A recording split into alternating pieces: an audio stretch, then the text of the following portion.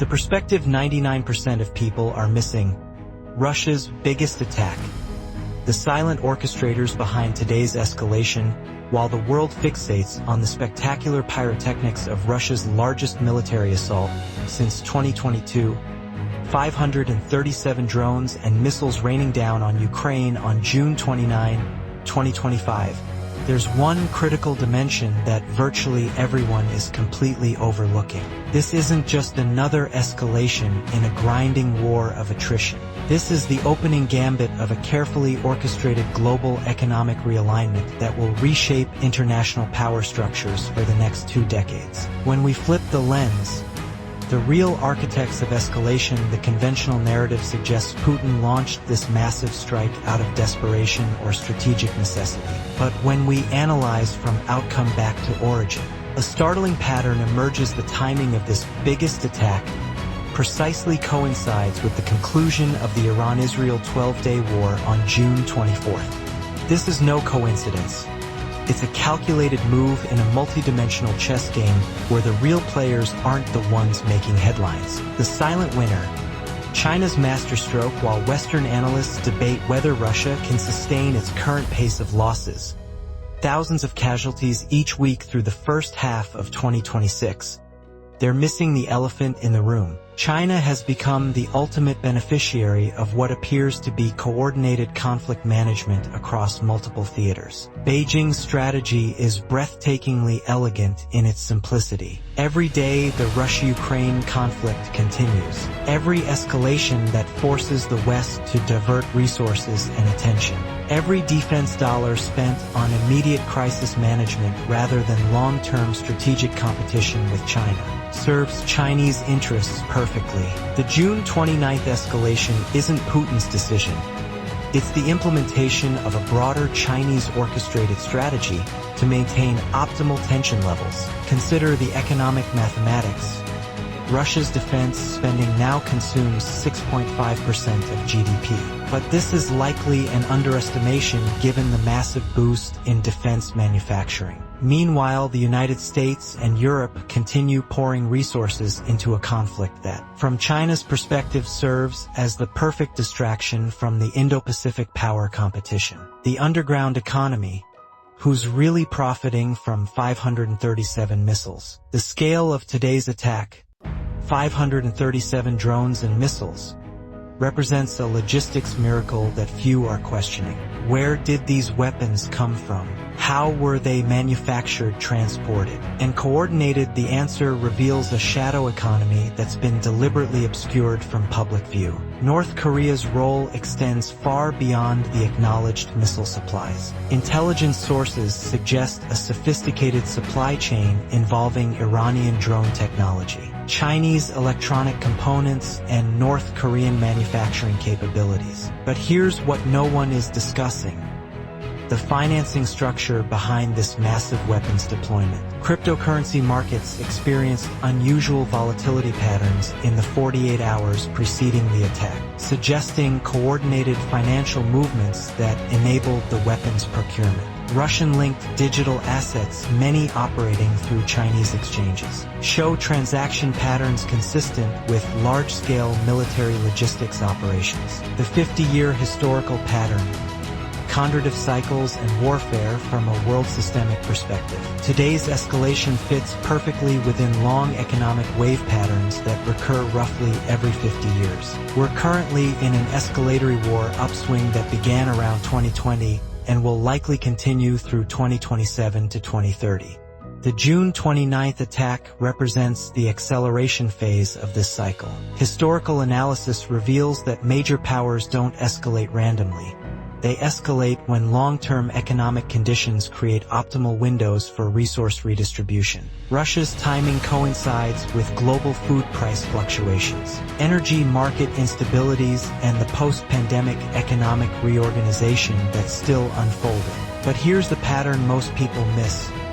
These cycles don't just happen, they're managed. The same financial interests that profit from economic upswings also benefit from the enhanced defense spending, resource competition, and technological advancement that warfare accelerates. The technology transfer hidden in plain sight, today's 537 missile barrage, wasn't just an attack. It was a live-fire testing ground for next-generation warfare technologies that will reshape military capabilities globally. Ukraine's F-16 pilot death during the intercept operations reveals something crucial.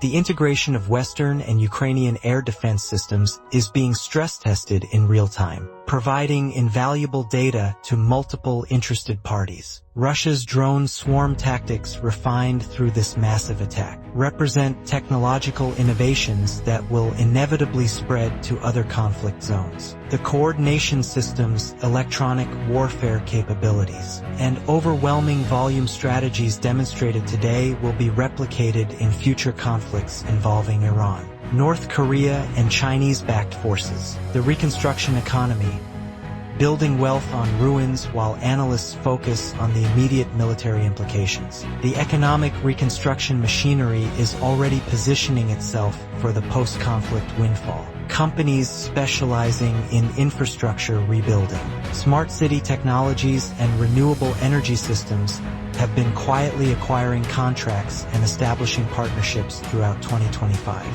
The June 29th attack damaged critical infrastructure around Cherkasy, Lviv, Poltava, Kharkiv, Kherson, Mykolaiv, and Kyiv. Each damaged facility represents a future reconstruction contract, many of which were negotiated months before today's strikes occurred. The largest beneficiaries aren't weapons manufacturers.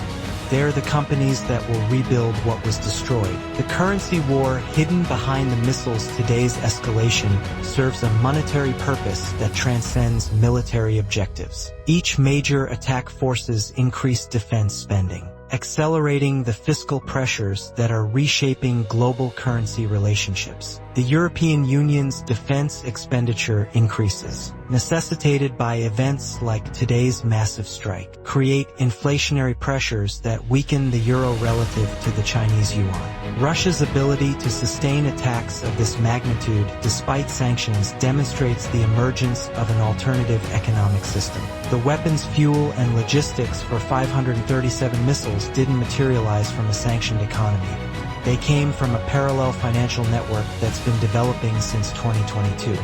What no one dares to acknowledge: the manpower mathematics. Russia's current pace of losses, thousands of casualties weekly, creates a demographic crisis that will reshape Eastern European population dynamics for generations. But this isn't an accident or miscalculation. It's a deliberate demographic engineering project that serves multiple geopolitical purposes. The manpower drain on Russia creates dependency relationships with China, North Korea, and Iran that extend far beyond military cooperation. As Russia's working-age population contracts, Chinese economic influence expands to fill the vacuum. Today's massive attack accelerates this process by forcing higher casualty rates and greater resource depletion. The information warfare dimension.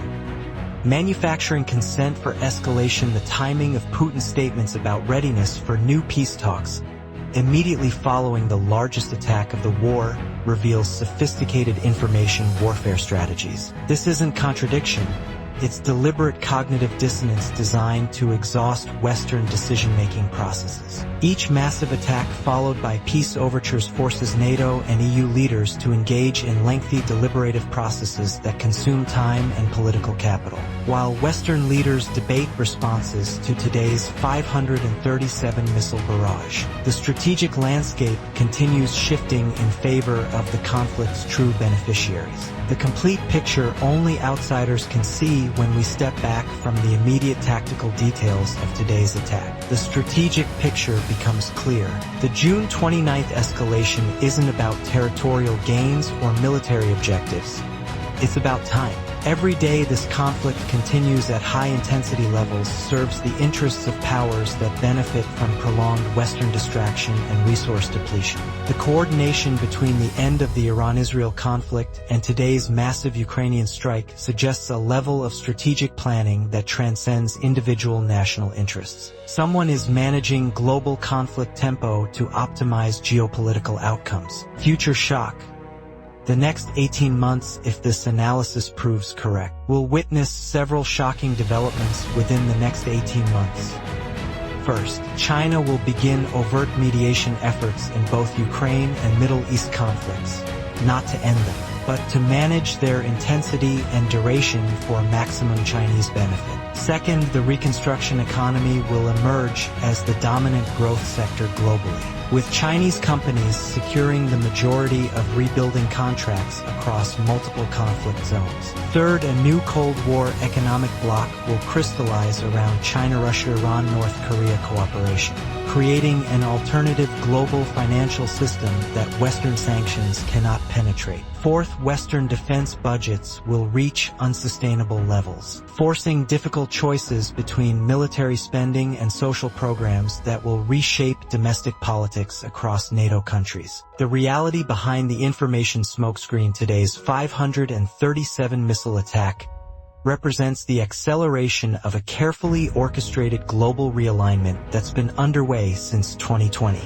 While the world focuses on the immediate military drama, the real architects of these conflicts are reshaping the international order for the next generation. The true winners aren't the countries launching missiles or the ones intercepting them. The winners are the financial interests, technology companies, reconstruction firms, and alternative economic systems that benefit from sustained, managed conflict. Today's escalation brings us closer to a multipolar world where Western dominance is systematically eroded through prolonged, resource-draining conflicts. The June 29th attack on Ukraine isn't just another military escalation.